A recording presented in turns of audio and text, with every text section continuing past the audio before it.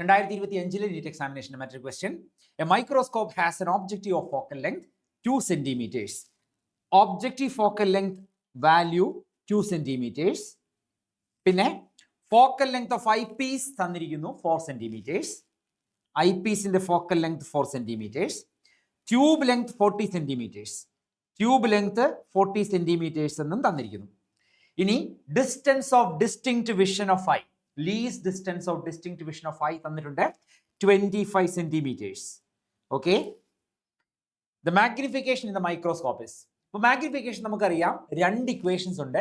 ഒന്ന് സ്ട്രെയിൻഡ് വിഷനും ഒന്ന് normal വിഷനും. Normal വിഷനെ നമ്മൾ റിലാക്സ്ഡ് വിഷൻ എന്നും വിളിക്കും.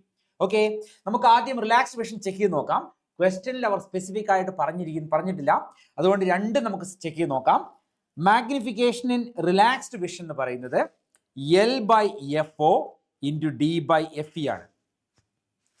L value 40, FO 2, D value 25, FE 4. Simplify നോക്കാം. 40/2 is 20. 25നെ 4 കൊണ്ട് ഡിവൈഡ് ചെയ്താൽ 6.25. മൾട്ടിപ്ലൈ ചെയ്താൽ 20 into 6.25 എന്ന് പറയുമ്പോൾ 125 എന്ന ആൻസർ കിട്ടും. ഇവിടെ ഓപ്ഷനിൽ 125 കാണുന്നുണ്ട്. എന്നാലും നമുക്ക് സ്ട്രെയിൻ സെറ്റിംഗ് കൂടി ചെക്ക് ചെയ്ത് നോക്കാം. മാഗ്നിഫിക്കേഷൻ ഫോർ സ്ട്രെയിൻ സെറ്റിംഗ് എന്ന് പറയുന്നത് L/FO into 1 plus D/FE ആണ്. ഓക്കെ, വാല്യൂ സബ്സ്റ്റിറ്റ്യൂട്ട് ചെയ്യാം. L value 40, FO value 2, 1 plus D 25 ആണ്, FEയുടെ വാല്യൂ 4. വാല്യൂസ് എല്ലാം ഞാൻ സബ്സ്റ്റിറ്റ്യൂട്ട് ചെയ്തു. സിംപ്ലിഫൈ ചെയ്താൽ 40/2 20, 1 plus 25/4 എന്ന് പറഞ്ഞാൽ 6.25. മൾട്ടിപ്ലൈ നോക്കാം.